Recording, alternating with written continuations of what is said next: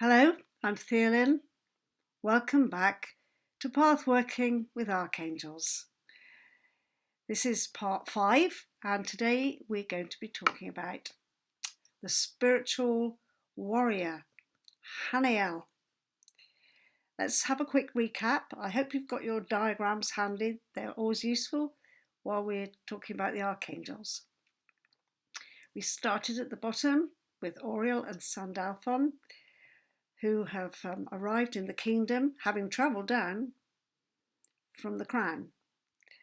And the ideal situation is that this masculine and this feminine energy would be harmoniously entwined, harmoniously married in a sacred wedding. Above them, just the next step up, going up the central pillar still, we met Gabriel. And we associated Gabriel with being a messenger par excellence, the biggest messenger of all the archangels. Then we moved further up and we came to this area where we've got one archangel on each side. So we've branched off from the central pillar. We have an archangel on one side and an archangel on the other. And we spoke about Raphael yesterday, and the other side is Hanael. And I want to emphasize as we go up that whatever we find on one side of the tree is a reflection and a complementary energy to the one on the other side of the tree, right? So we have Raphael, who carries this energy which is very feminine. She's on the yin side of the tree. She's to do with marriage and healing, and we also discovered to do with wealth. So now we're going to move across to the other side and meet Hanael, who's quite startling in this image. And this image was based on my inner vision when I first did my inner pathworking. It goes back to 1982 when I first did this. And at that point, I had no idea. I hadn't read any books about angels at all. I was an astrologer, or I had some astrological knowledge, not a great deal at that time, actually.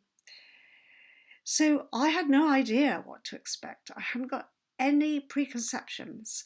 I hadn't read books about angels. Actually, there weren't any, not that I knew about, and the New Age popular books about angels hadn't arrived in the marketplace. So I was doing this work completely as an interior process. And as I think you may have heard me say before, I, in retrospect, realised that my ability to do that had been opened up by the very deep meditation experiences I've been having learnt some advanced meditation connected with the Transcendental Meditation movement. And I'd taken on to learn what they call the siddhis, which are much longer meditation processes in which you ask for various things to be revealed to you. And one of the aphorisms, as they call them, that you can speak to when you're in that divine space was, concentrate on the moon and you will know the stars. And I hadn't realised at the time that perhaps my archangels were to do with me using that aphorism. But now, a long time later, in retrospect, I realised that I'd opened up different levels of consciousness, and that was what was giving me easy access to these realms, and to realms that I hadn't even expected or understood at the time. So when I went on that pathworking, and I pretended that I was inwardly, I used that image of going up into different levels, going up in a lift, and saying, please open the door, I want to see so-and-so. So when I met Hanael, this energy was swirling. I've tried, and my husband Will is the expert visual artist who's helped create these images. I did paint them. I attempted to paint them. Very, very difficult, actually. But the energy was swirling, and it was deep reds, deep burgundy reds, as well as scarlet reds, and stirring in this energy, like a spinning cone almost. And I also heard some sounds with it. I'll be interested to hear if any of you hear any particular sounds when you meet archangels. And in this case, it was like a regular beat, rather like there's an Elizabethan folk instrument called the bodhran, which isn't like a big hefty drum, but it is it has got a kind of, it's used in a really pulsing way. For folk dancers use it sometimes, and it was kind of constant drumming and thrumming and spinning this energy was. And although I've often used the cards with people who've come from seeing other cards, and the image of Hanael to them is very unexpected because it's so dynamic, and most people have come up with angel pictures that are not dynamic at all. They are kind of soft and gentle, more like Raphael. But this dynamic energy is a key part of creation. Nothing would grow in the spring without that dynamism. We could say it's full of élan vital is the word, the life force. It's like the force that through the green shoot drives the flower. That's from Dylan Thomas's poem. It's a force. It's to do with willpower, determination, highly focused energy, and in that sense, you can sort of relate it to a military feeling. But it doesn't have to be military at all, because that can be so destructive. So we could use the word assertive, but not the word aggressive. But the assertion and the willingness to stand in the power of what life is asking you to do is really key, because otherwise you just end up as a wimp and you don't get anything done. So Hanael helps you get things done. Hanael stands up and says, yeah, let's get on with the task. And, we can associate that with the idea of a battle. I have to fight my way through this, or I have to fight my way through that to claim what's mine, or to conquer my illness, or to achieve what I want. I'll have to fight people.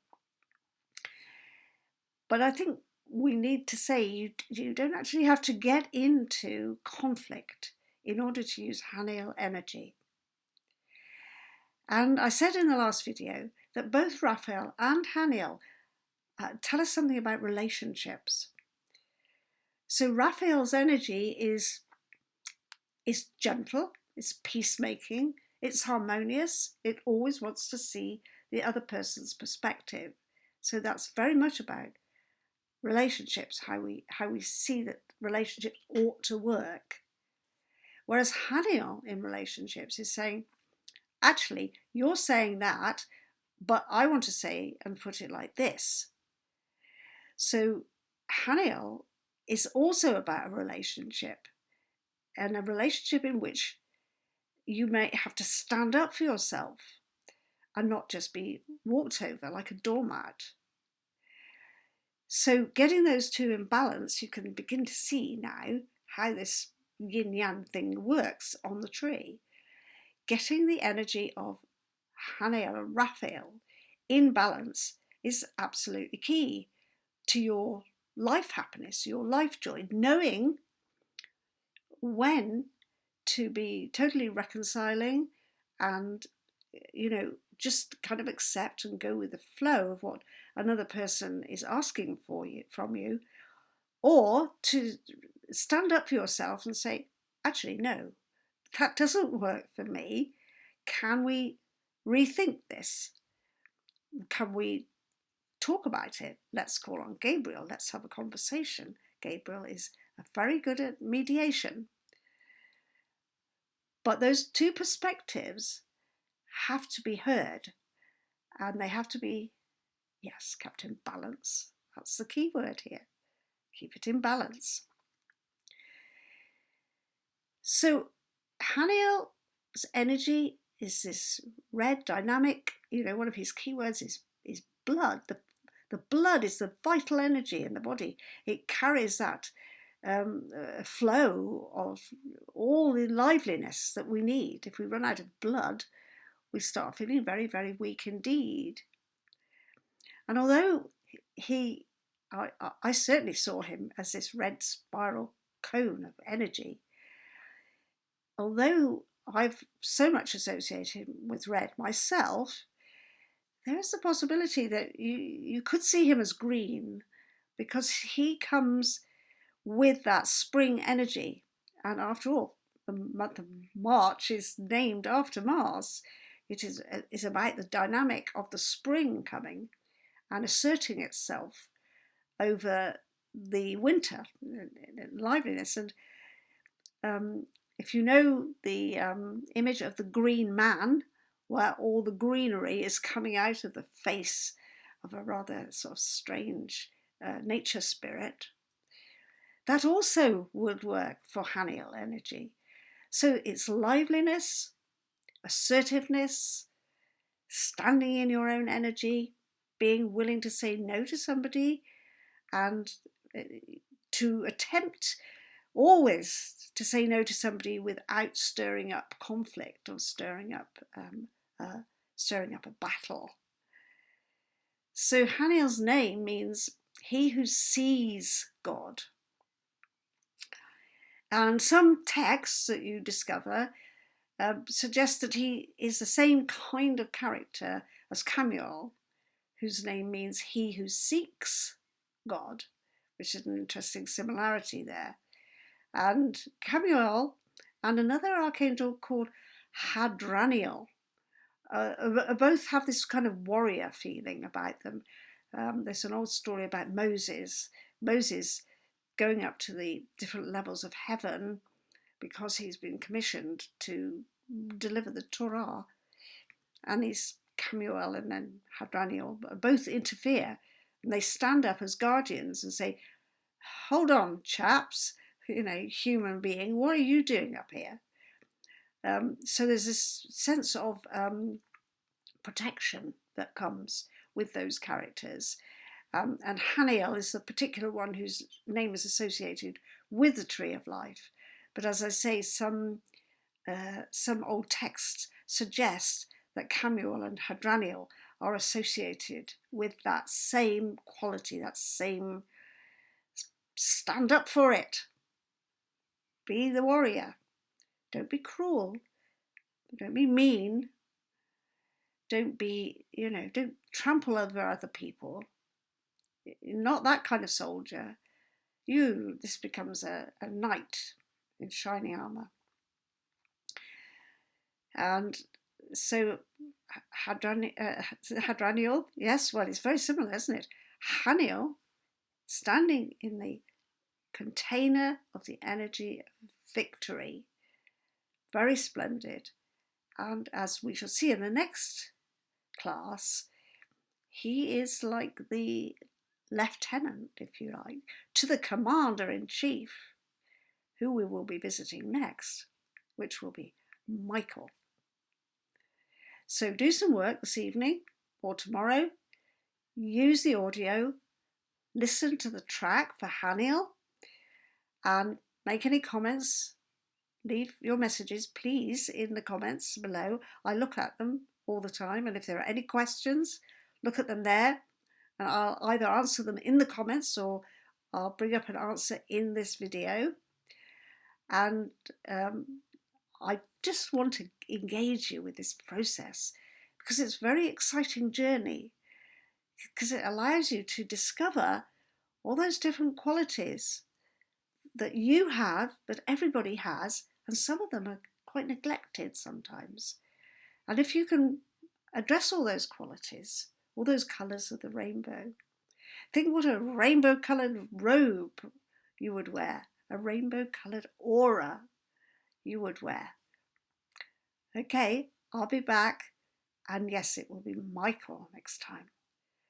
Bless you and stay joyful.